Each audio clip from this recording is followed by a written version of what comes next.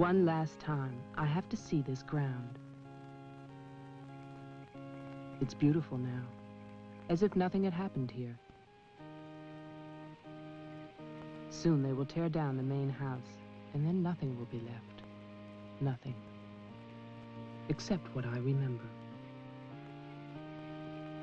I grew up in the town nearby, where my father was the mayor, and where this house stood, waiting for me.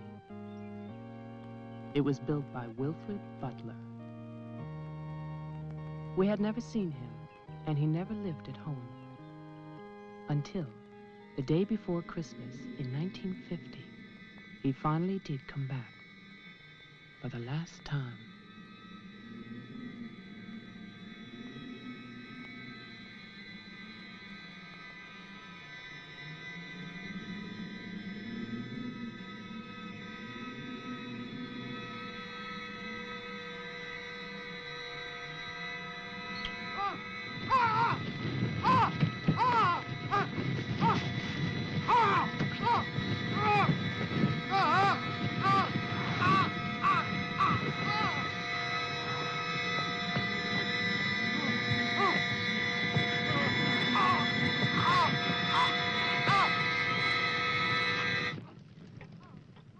All of us believed that his death was an accident.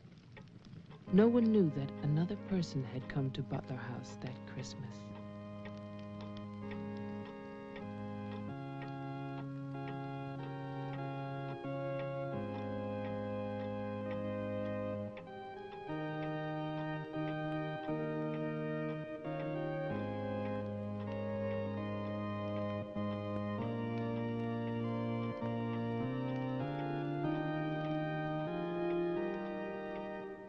As Deputy Coroner of the County of Arlington, State of Massachusetts, I hereby find, upon evidence of an autopsy conducted by the medical examiner of this county, that the deceased, Wilfred Butler, died as a result of burns inflicted accidentally upon himself on his own premises during the afternoon of December 24th, 1950.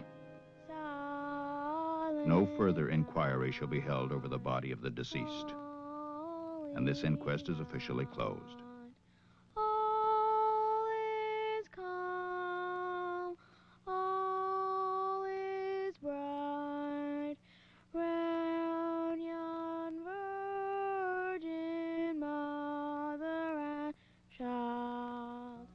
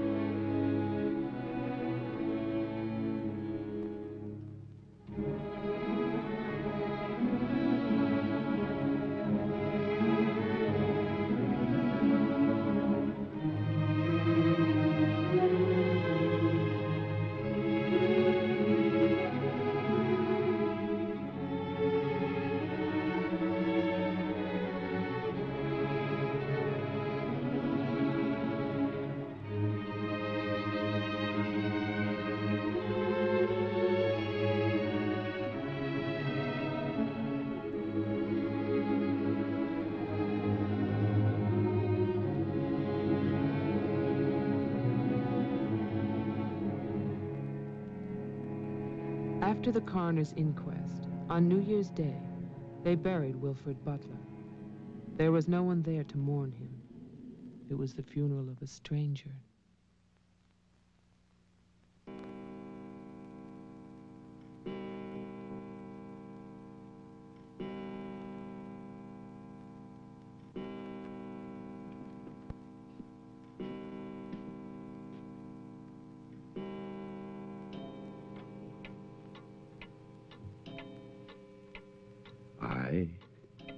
Wilfred Butler, being of sound mind and body,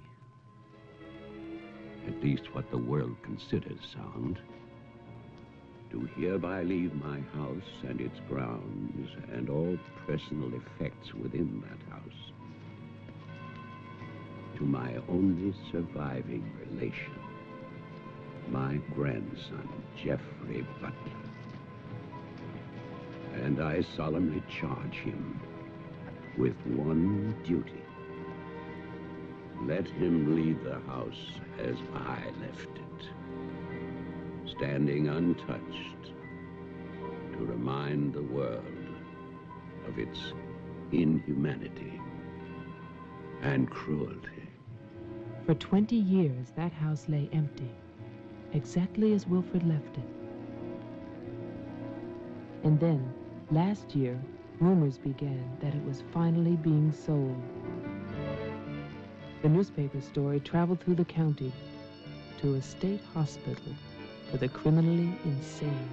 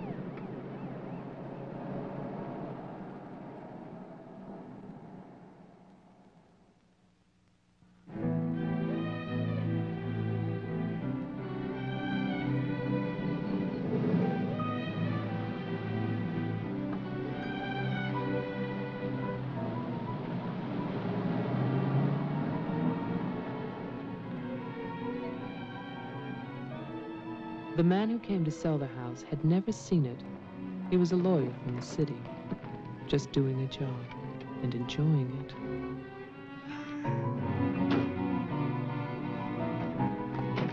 Stop and look serious, please. Oh, you're hopeless. Oh, look. Hey, wait, where you going now? The mayor's gonna have a fit, kid. One more shot. Come on. Stay there. I want one together. And smile.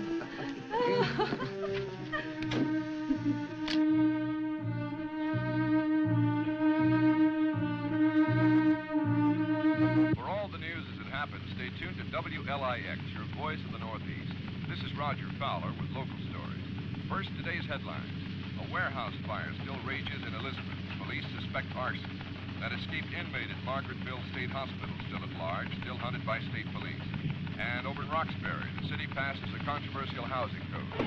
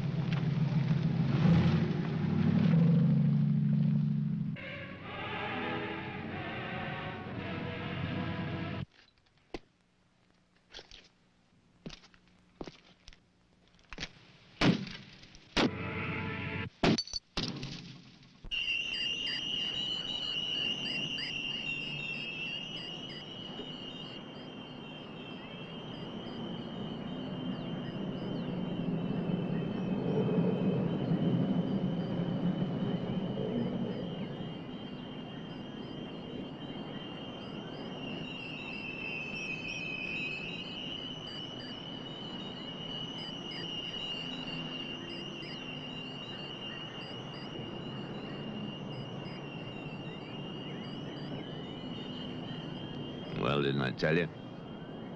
It's beautiful. Can we see the rest of it? Honey, that was it. I think the mayor's waiting for me. My love is such an important man. Right. Laura always says that. Darling, What? Don't be long.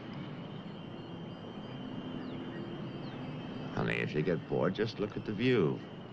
Sooner or later, that viaduct's gonna take us back home.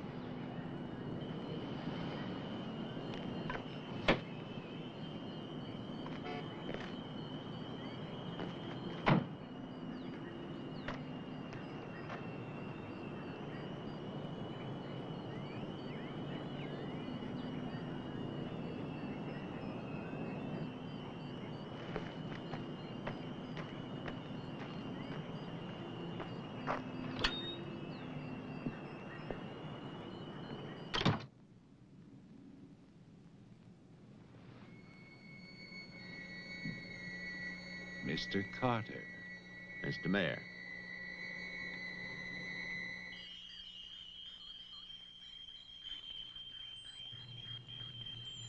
Let me introduce you.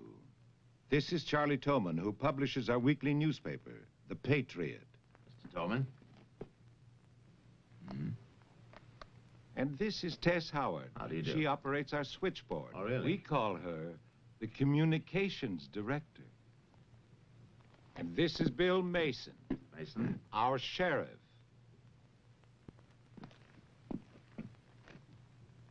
Won't you sit there, Mr. Carter, at the head of the table? Thank you. I didn't expect to meet you all together. It's quite a reception.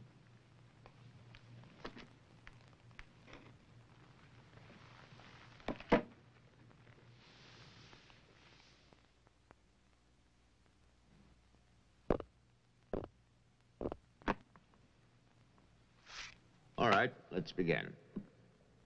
As you know, I've been retained by Jeffrey Butler. The matter concerns the house that he inherited from his grandfather, Wilfred Butler. Go on, Mr. Carter. I believe that you offered to buy the house for my client. Offered. We begged him. We wrote letters and we... That's enough, Tess. Well, it's true. Trouble. There's always trouble. I can sympathize. I spent the last 20 years and more driving people away from there. Prowlers, burglars, kids, they're the worst. Chasing for nothing because of that will. That drivel about humanity. No, no, no. Inhumanity. What the hell is that, huh?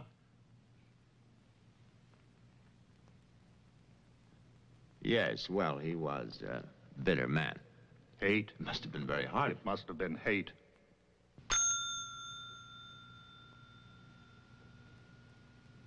That man hated.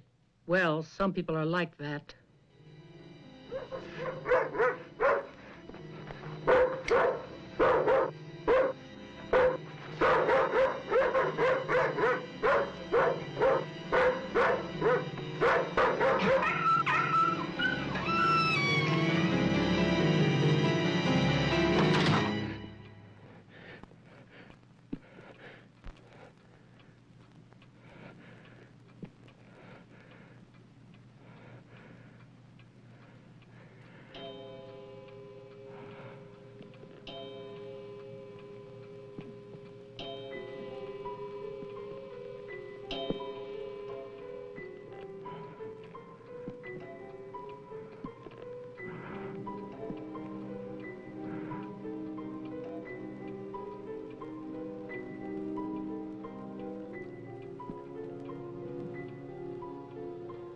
The question is, well, do you still want the house? Are you offering it to us, Mr. Carter? Exactly. Why now? Well, that's Mr. Butler's business, isn't it? You know we're not rich. Most of us came here during the Depression. But we love this town. It's our home. And naturally, you want to improve it. Exactly. My client understands that, and he fully sympathizes, and he's willing to sacrifice the house for $50,000 in cash by noon tomorrow.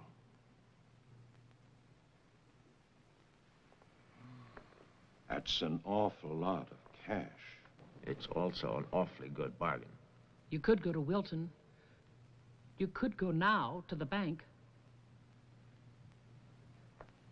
Am I clearly understood? All that cash. Perfect. I'll wait for your answer till tomorrow. You're spending the night here? Yes. May I ask where? At the Butler house. We could put you up at the motel as our guest. No, the house is fine. The Paradise Motel. That's very kind of you, but I'm meeting Mr. Butler about some personal items. You'll want a phone. I can reconnect the line. Don't trouble, please. No trouble. You'll need a phone. Don't want to be stuck out there. Well, you've convinced me. Thank you.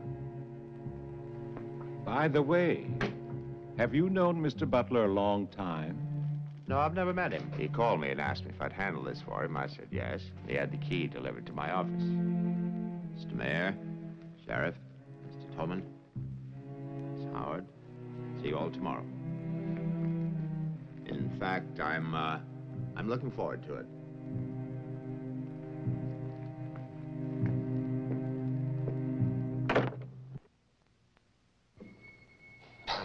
Slick, really slick. He's a big lawyer, Bill. You've got to expect that. Don't tell me about lawyers. Oh, you see the way he looked at us? You see his clothes? He's doing his job.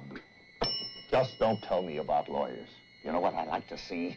Two of them like that one talking to each other. Neither one of them would know what to believe. I love you, too. Honey, when I get home, I'm going to have a nice surprise for you. No, I can't tell you what it is now. It wouldn't be a surprise, now would it? No, I can't come home now, but it'll be very soon. Very soon. Honey, of course I miss you. Yes, I miss Mommy, too. Laura, how are you, kid?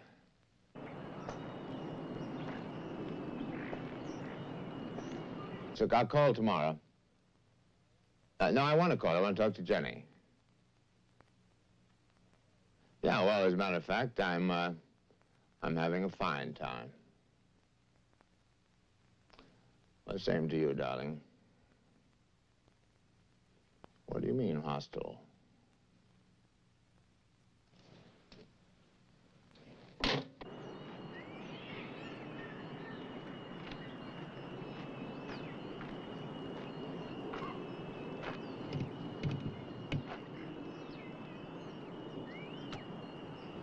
I was wondering, if we get it, what then? Tear it down. Okay. I'd better get going. Do me a favor, Tess. Call Diane, tell her I'm going to Wilton, and I'll be back late.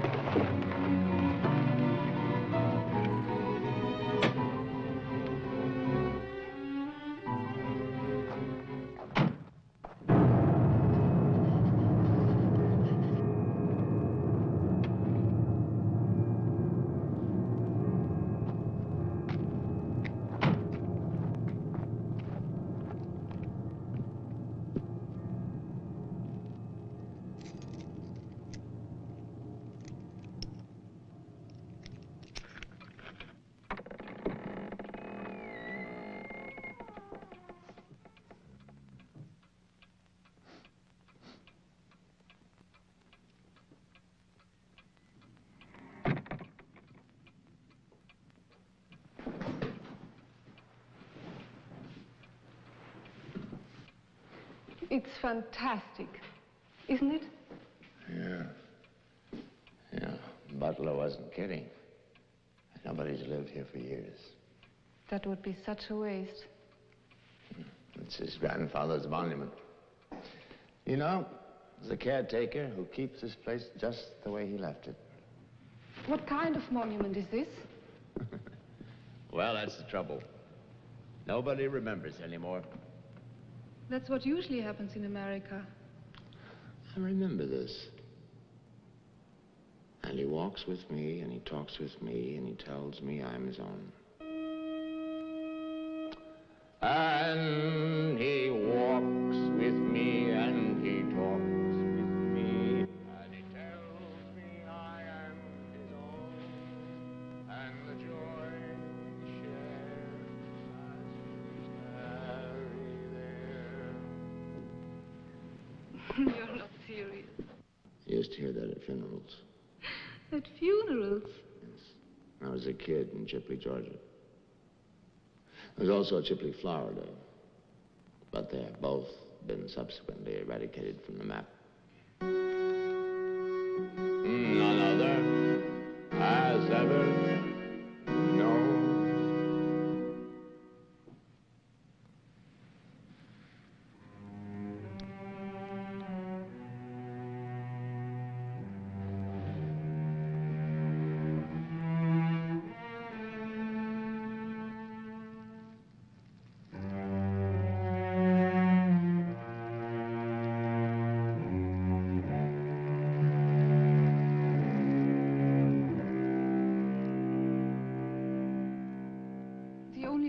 Was a delicatessen, so I brought you pastrami, salami, potato salad, macaroni, everything you like.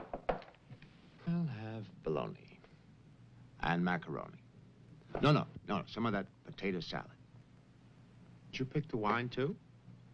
The delicatessen man took a personal interest in its selection. Oh, well, we got lucky again. That's early 1970. That's hard to come by. Can I have some, too? Of course you may.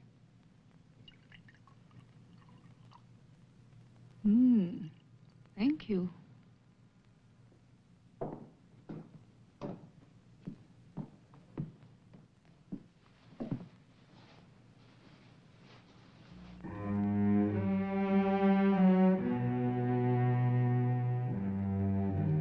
It must have been wonderful.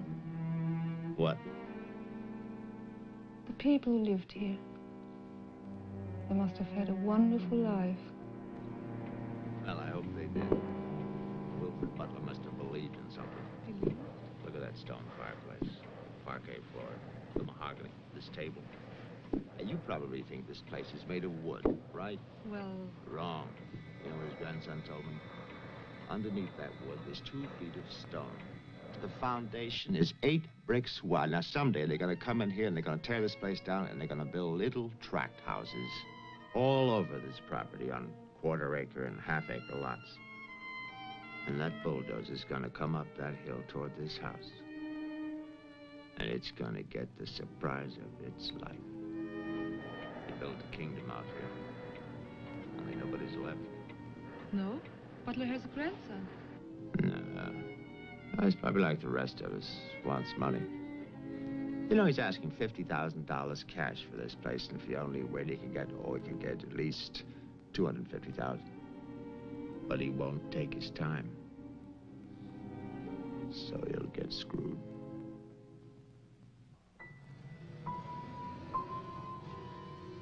Do you want to go upstairs now? Soon. You know, one of the great pleasures in life is the pleasure of anticipating pleasure. Isn't it? We are very close now, aren't we? Sure, honey. Very close.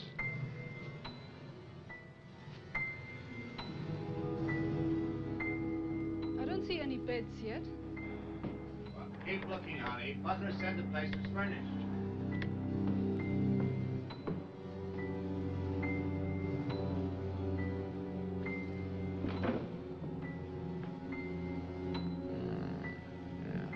It's furnished.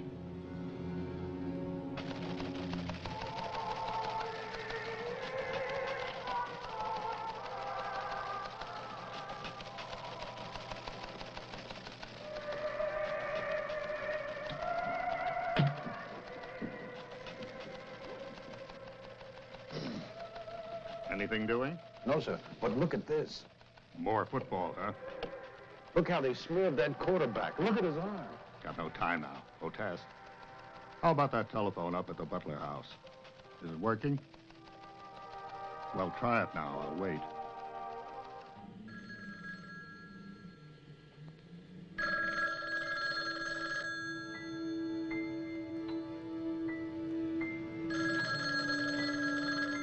Hello?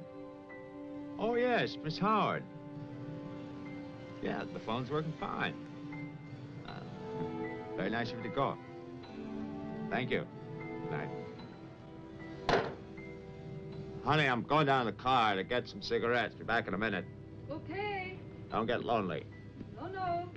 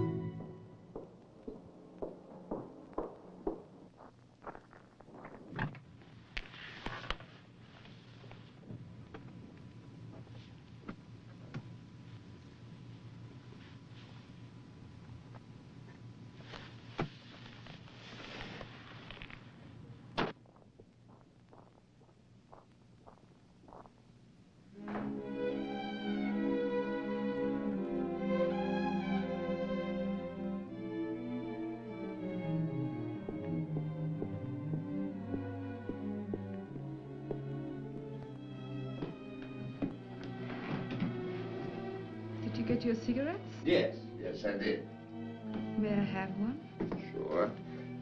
No, it's the most amazing things. These cigarettes come in these very small packages these days. Oh, that's for me? Mm-hmm. Can I open it? Oh, no. Our Christmas is day after tomorrow. Is that an order? Yes, ma'am, that's an order.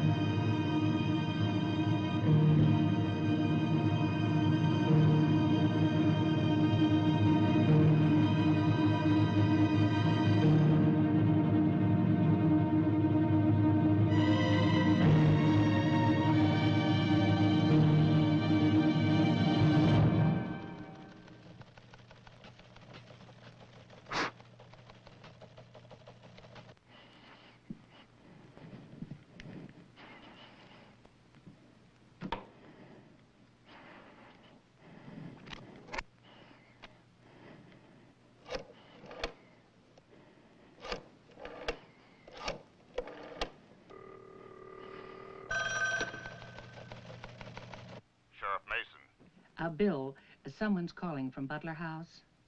Okay, put him on. Go ahead now. Mr. Carter? I'm not Carter. Who is this? The owner. Butler. I'm worried, Sheriff. Carter's not here. Speak up, I can't hear you. I can't. I'm sick. Can you come here? What is it? What's wrong? His car's here, but he's gone. Won't you come? Okay, okay. Now you stay put in that house. I'll wait for you. Please, hurry. I'm afraid. Now take it easy. I'm coming.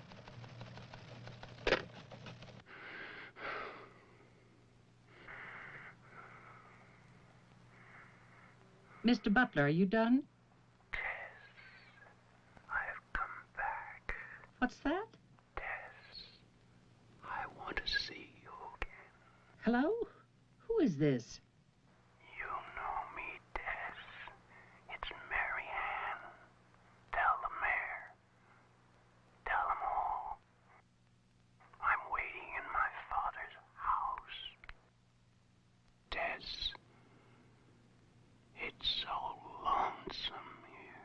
Don't be long. Hello? Hello? Hello?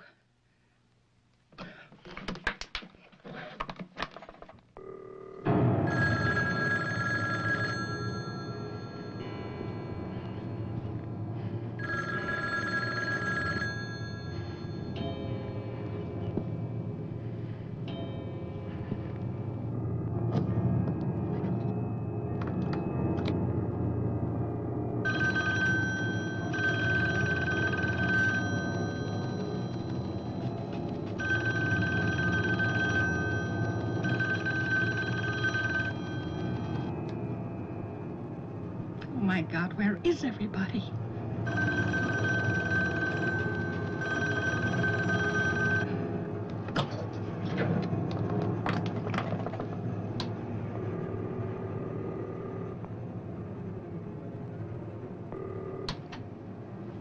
Hello? Oh, Maggie, thank goodness. What is it, Tess? Something's come up. Something urgent. Can you start early? Oh, honey, I'm watching TV. Maggie Daly, you get yourself over here. What is it? Just get moving, Maggie. Just please hurry.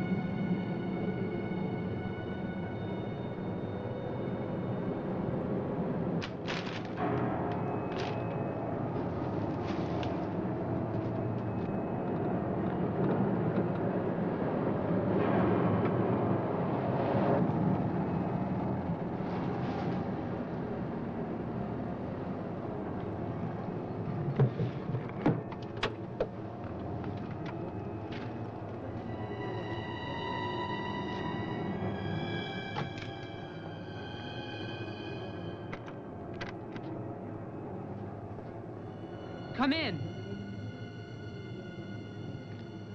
It's open. Okay, mister, that's far enough. What do you want here? Mayor, Try again. My father's not home. And don't move. you want me to put my hands up? No. Just stay there. What are you staring at? I seem to remember you from the road. That's why I'm holding a gun. You scare me. Well, that makes sense. Thanks. Does everybody carry one here? You can ask the sheriff when he gets here. I'll call him. I'm sorry to disappoint you, but the sheriff's office is empty. How do you know? I was just there. Who are you? Jeffrey Butler. Oh, you're the one who's selling the house. Yes. Have you any ID? Come on. Don't laugh at me. I want your ID. Some maniac escaped from Margaretville.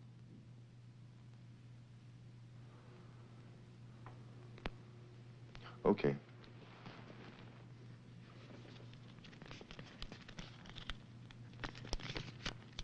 Put it on the table.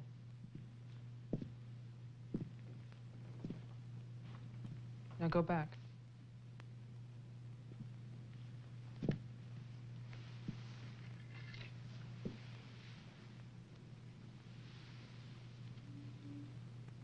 California license. Lucky you. Would you like to see my maniac card from the asylum? They give you one when you escape. There's a big scarlet M on it so people won't get confused. Okay. Look, I'm sorry about the gun. My father's in Wilton getting your money. All I want to do is to get into my house. The sheriff's deputy might have a key. He's about the only one I know of. Well, where's he? You go down the road about 1.5 miles till you come to a white house with a white fence, and then you can't miss it. Thanks. That's okay. Merry Christmas. Same to you.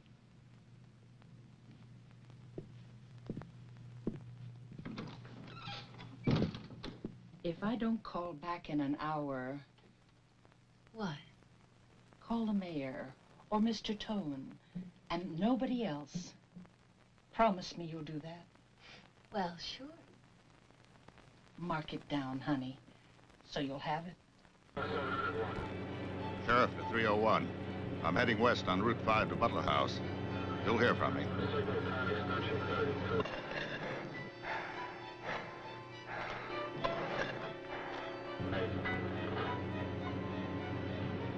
What the hell? What's that light out there?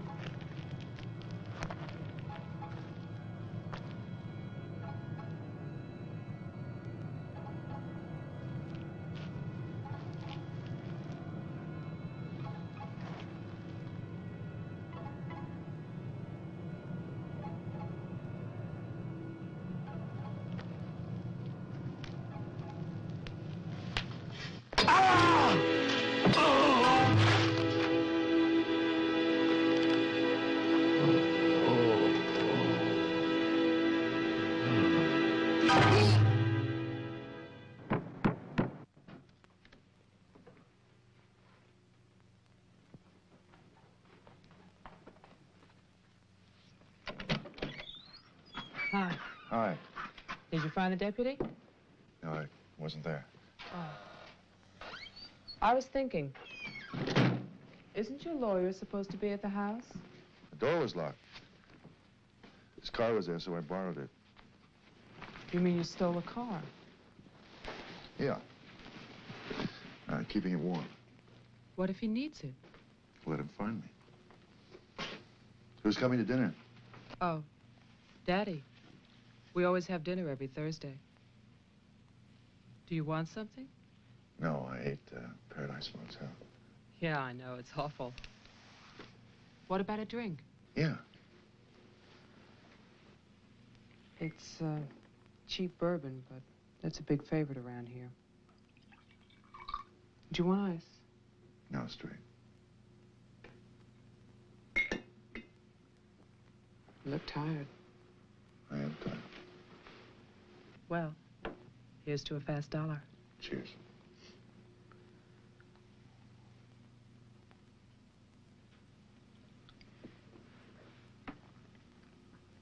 Why did you decide to sell the house? Needed the cash. After all these years? I need it now. Huh. What's it like on the inside? You know, I've never seen the inside. When I was a child, my father told me to stay away from it, for something terrible might happen. Sort of like a haunted house. I haven't seen it either. You're going to sell it and you've never seen it? Yeah. I don't know. It's too bad. It's about the only place to see around here. Oh, I forgot. Someone keeps calling with a message for my father. She says that she's waiting at your house, in the reception room. What woman is waiting in my house in the reception room? Oh, I don't know. It's not a voice that I know. I better go out there. Can I come too? What for? I'm pushy. I suppose you'll be going back to California soon. California? You said you lived there, remember? No, I'll be traveling. Jeff, look. It's the sheriff's car.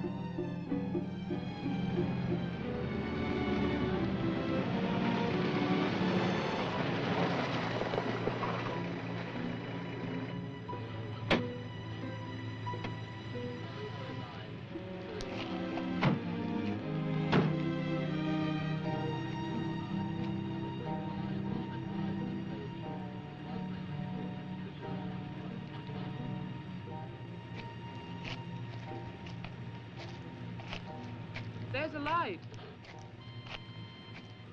Look at that tombstone. Pretty cheerful. Who bears the cross shall wear the crown. Wilfred Butler. My grandfather. Oh.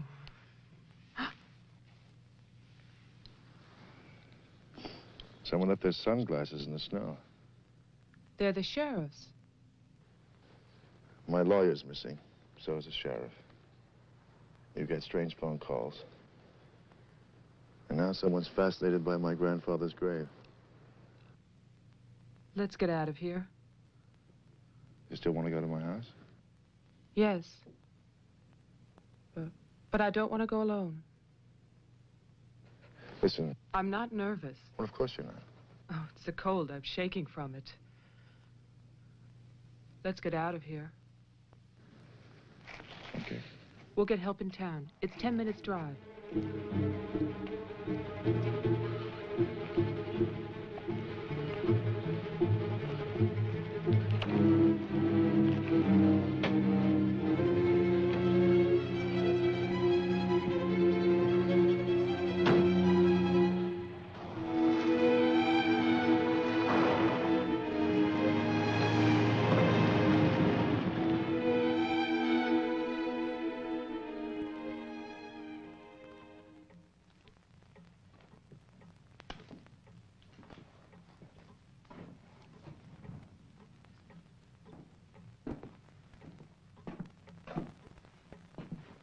Night, Mr. Toman. Have a nice holiday.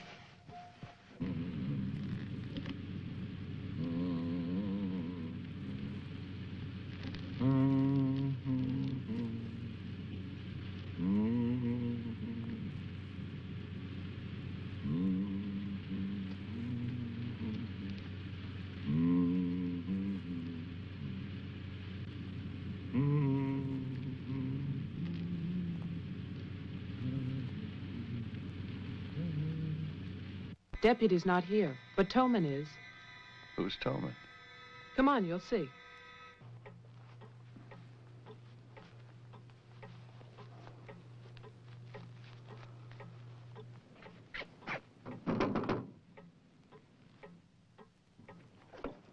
Mr. Tolman, wait. No, please, I have to talk to you. I'm sorry. This is Jeffrey Butler. He's the one who's selling the house. He can't get inside the place. And my father's gone to Wilton. So we wondered...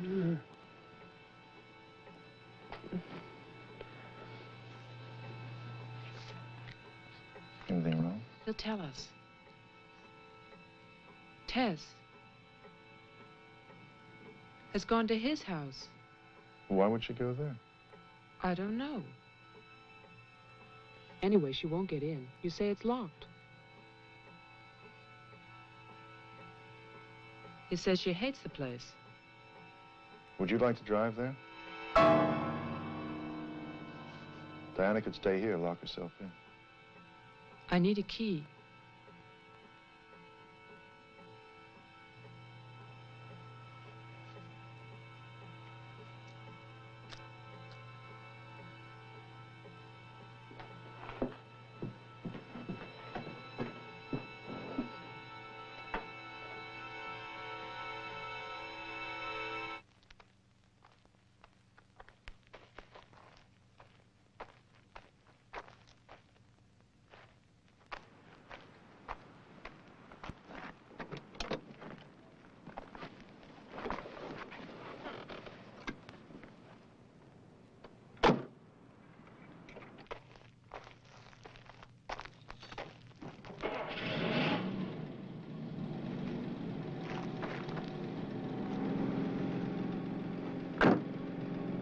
Oh, man, this isn't my house.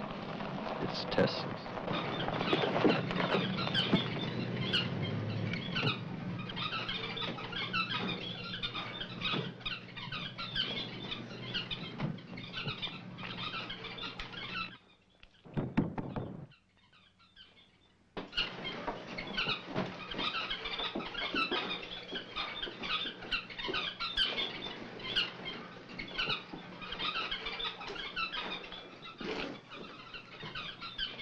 Well, Tess isn't here. Are you satisfied? She must have gone to my place. Well, why wouldn't she go there? She hates it. Maybe she went to see the woman who's there. Someone called the mayor's house before. Said she'd be waiting.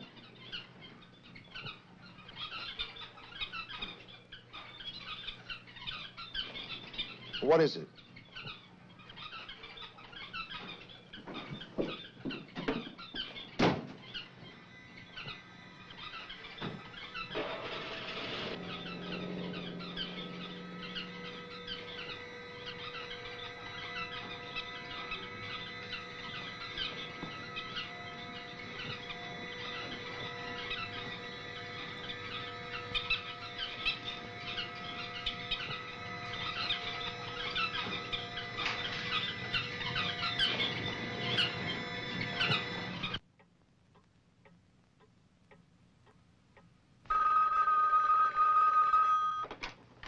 Hello, Jeff?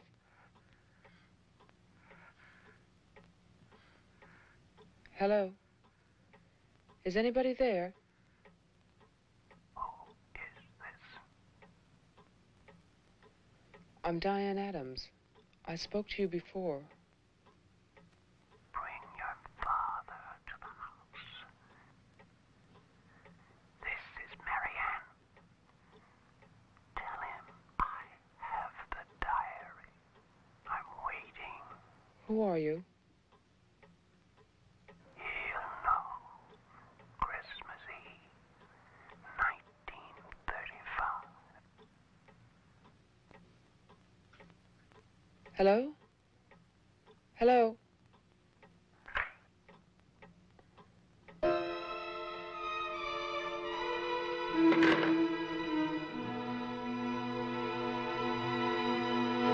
Five, 6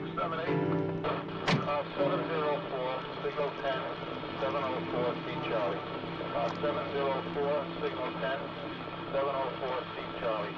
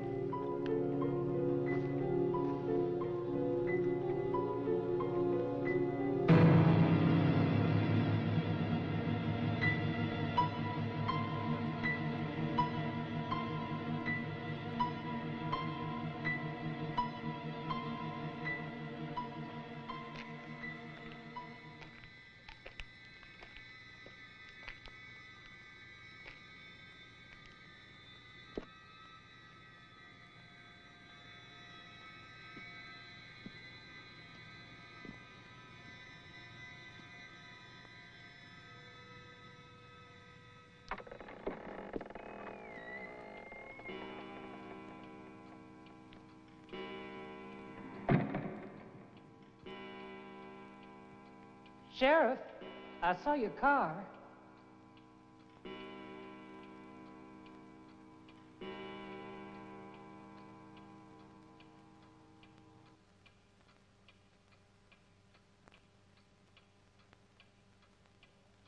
Bill? Is that you?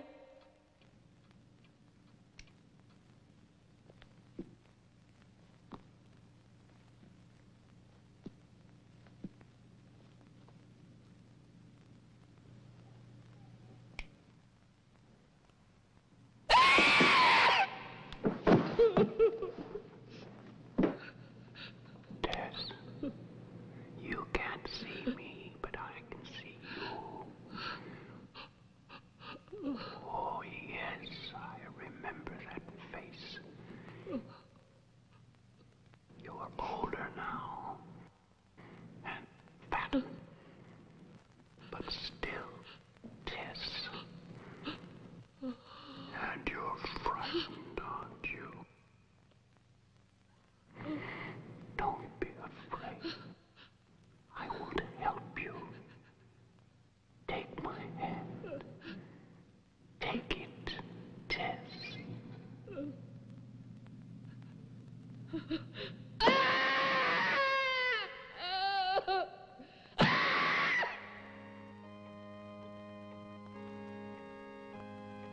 The person on the telephone said 1935, Christmas Eve. But that's not the beginning. In 1927, Butler House was restored by Wilfred Butler. After that, I find social notes, parties, nothing special. Then, in 1930, Butler's wife, Catherine, dies of tuberculosis. In August 1933, it starts. Wilfred Butler's daughter is cruelly attacked and raped. Her name is Mary Ann, the same name as the caller who left those messages tonight. She's 15 then. On May 2nd, 1934, Mary Ann Butler gives birth to a son, Jeffrey Butler. Jeff. Early in 1935, Butler House is turned over to a Dr. Robinson as an asylum for mental patients. And then Butler goes on to say that he has committed his own daughter. Mary Ann will live at the asylum. There's no end to this story. It's been carefully cut out of all the papers. Why would Toman do that?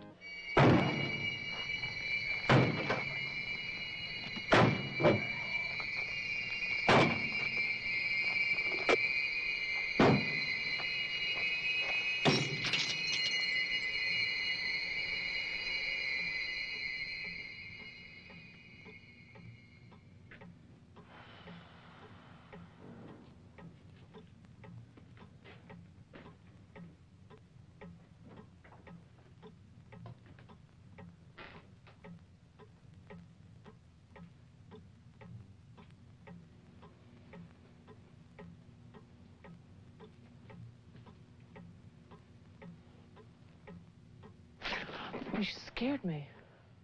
Oh, what happened? What happened is, Tess has 40 bird cages. Toman is hysterical. Everybody's at my house but me. It's cold outside, and you forgot to lock the door. Jeff, how old are you? How old am I? You mean, how many years have I lived? No. There's a lot in the paper about your family. I don't want to talk about my family. Wait a minute. There's a woman calling, and she says her name is Mary Ann. That was your mother's name, wasn't it? My mother died in childbirth. That's when I started traveling. It's not what the papers say. What's your point? I just thought that you should read something for your own good. Nothing you could tell me about my past or future would be for my own good.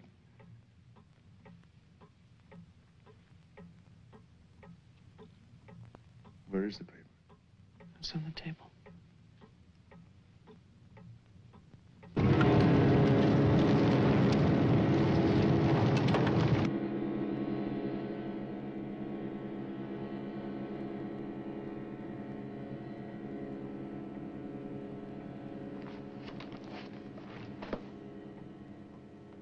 It's so stupid to lie.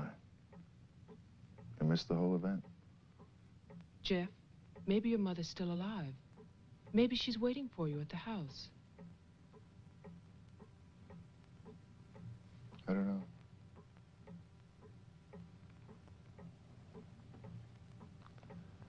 Come on. No more side trips. Let's go out there.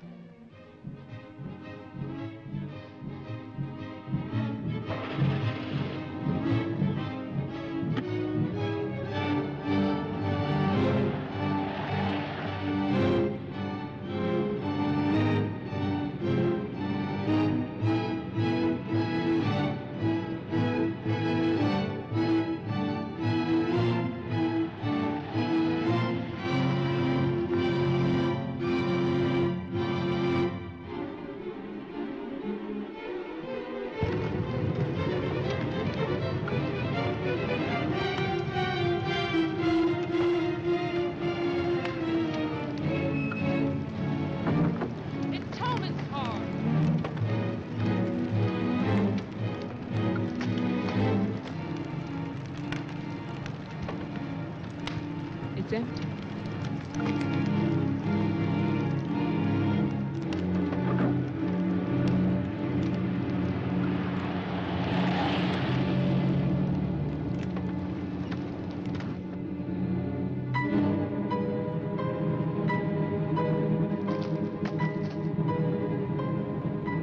Jeff, look!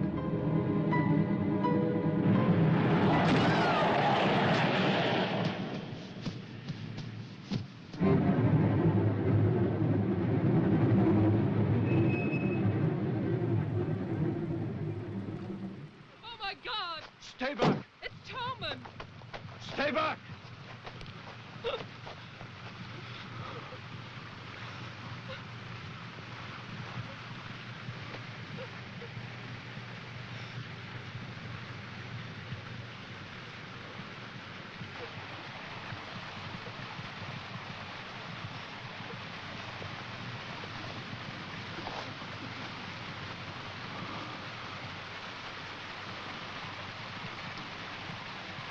He's dead.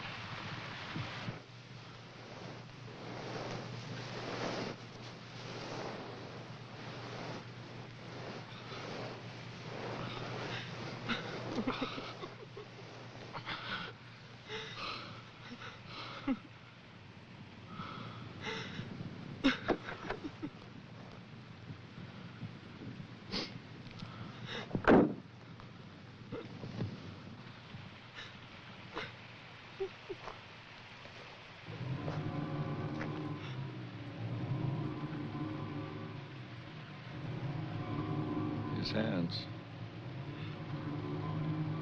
Somebody cut off his hands. You killed him. You killed Toman. He's asking for help. You killed him. Get in the car.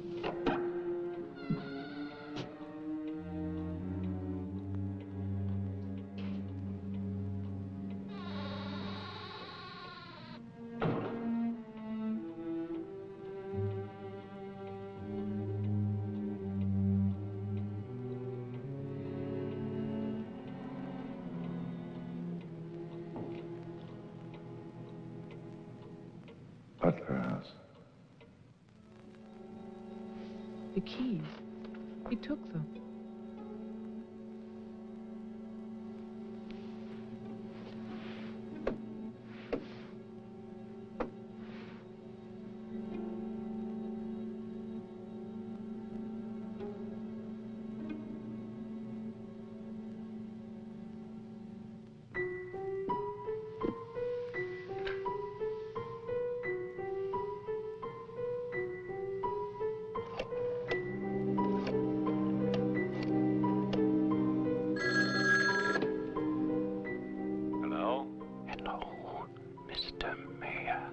Yes, what?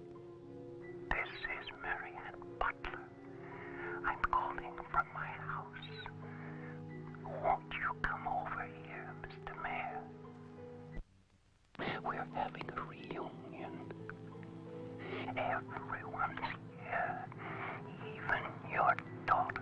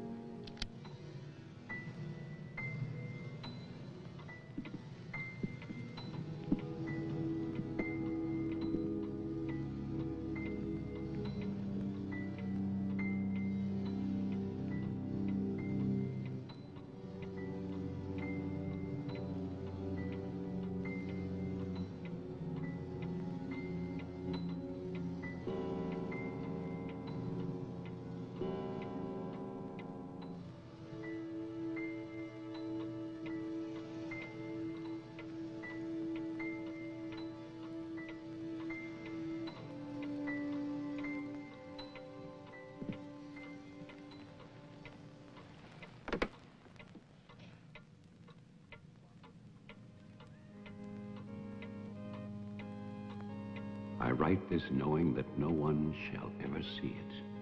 Not my beloved daughter, or even my grandson, Jeffrey.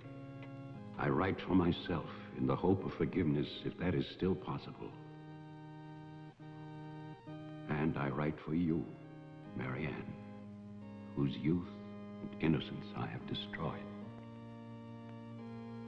By 1935, the doctors had treated my daughter for a year. I had believed they could cure her. The child, Jeffrey, was taken from us and sent to California. I turned my house into an asylum. I brought doctors to live there. I welcomed other patients. Useless. All of it.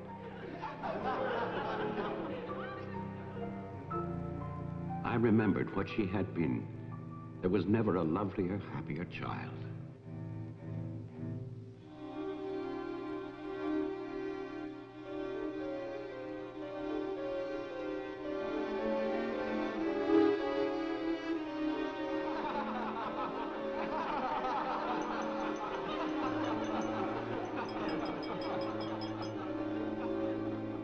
Ladies and gentlemen, now quiet, please. I propose a toast.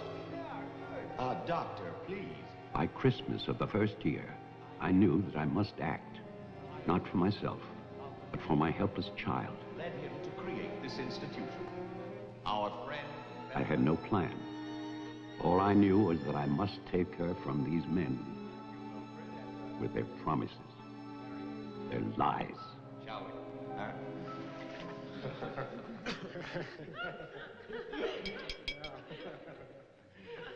For he's a jolly good fellow, for he's a jolly good fellow, for he's a jolly good fellow, which nobody can deny, which nobody can deny, which nobody can deny, for he's a jolly good fellow, which nobody can deny. I knew that they would gorge themselves into a stupor that afternoon. It was their celebration. I expected no less. Since they had come into my house, they had acted as if they owned it. They had behaved like poor relations, half guilty, but finally unable to control their appetites.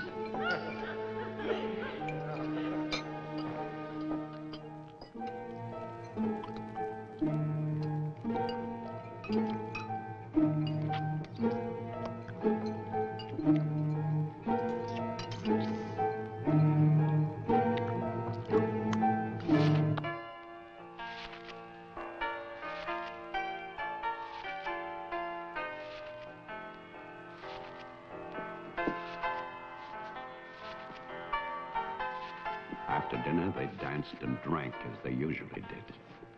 All the time, Robinson would smile and reassure me. They expected me to believe, because I had no choice. Wilfred, trust me. He really believed Marianne would be well. He saw a light. There is a light at the end of a long tunnel. Believe me. There is a light at the end of a long tunnel.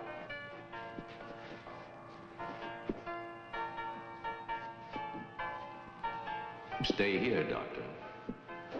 I'll get more champagne. He was ready. I knew it. Drunk and fat and full of his own importance. I left then.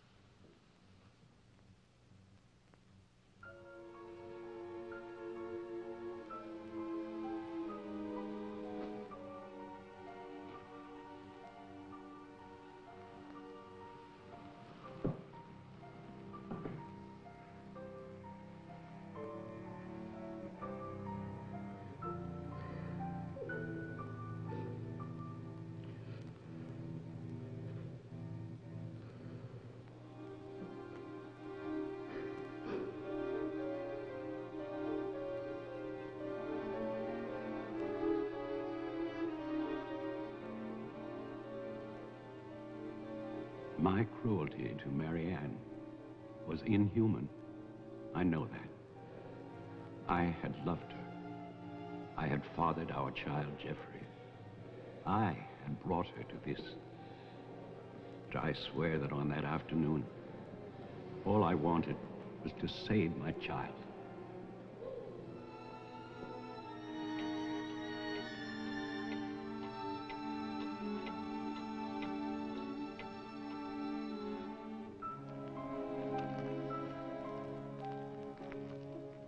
My hope was to get her away from that house. But also, I wanted to set free those other wretches who had so long been abused by the doctors.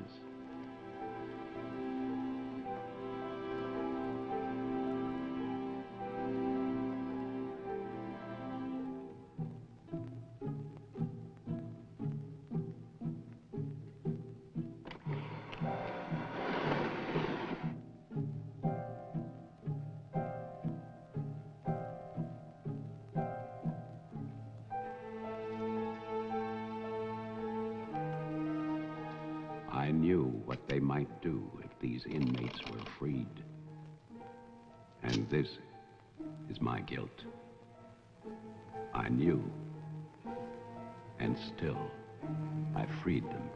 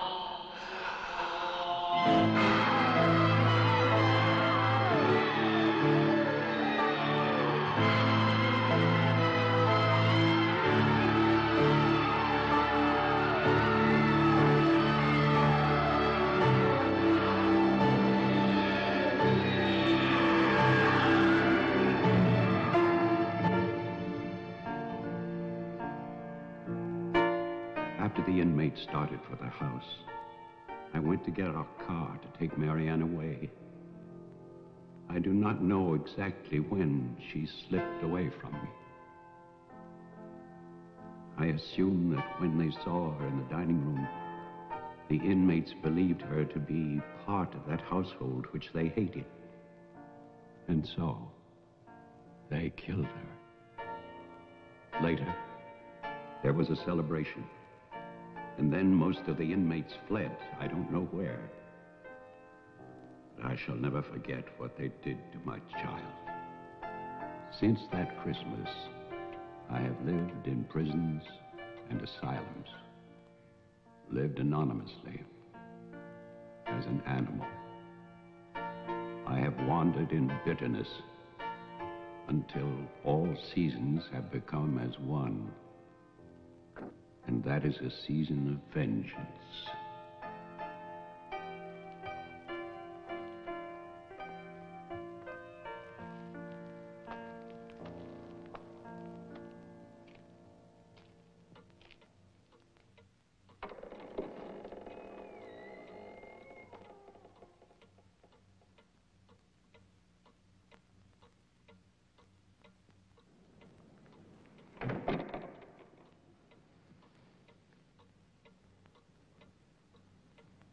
Jeff.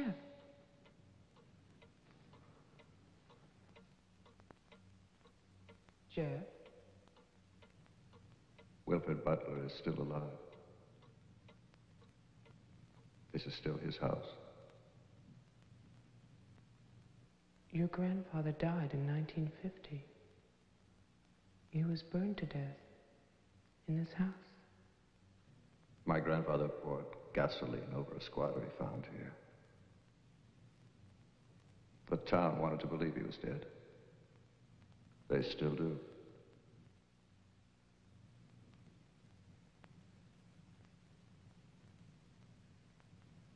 This house was an asylum. There was a massacre by the inmates.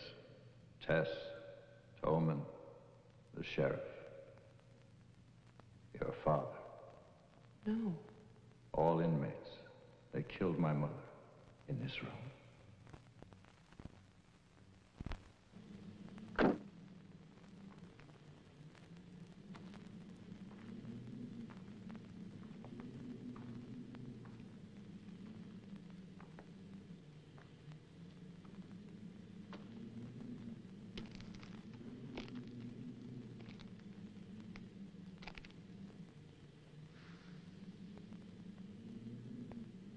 Who's that? Who's there?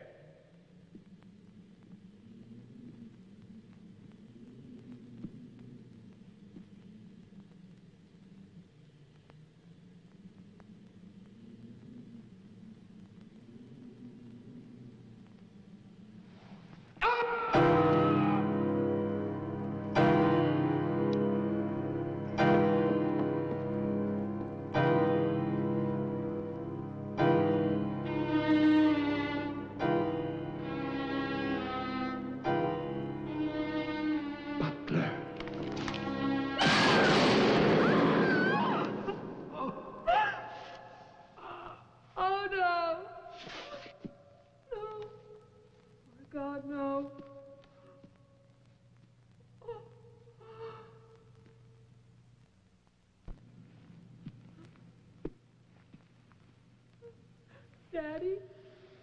Daddy?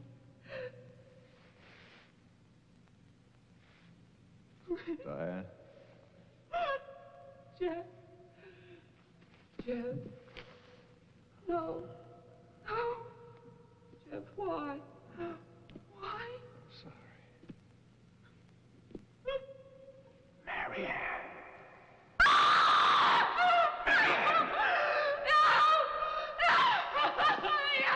Don't run away. Don't. I'm your father. Don't be afraid. I won't hurt you. Please. It's all right. I won't hurt you. I need your help. I want to see you. I waited for you.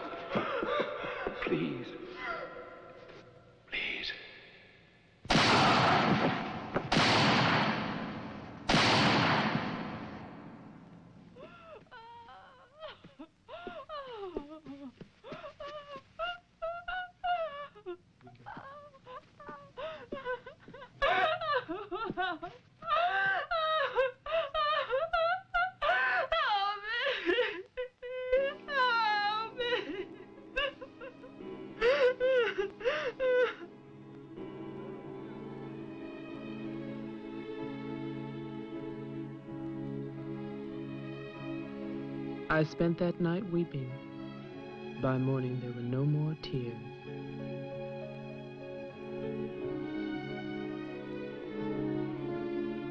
I know that my father and Jeffrey both thought they were shooting at killers, but they were simply the last victims in that house of victims.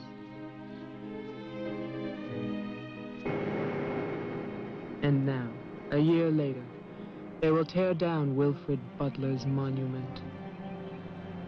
But they can never destroy my memories of what happened here.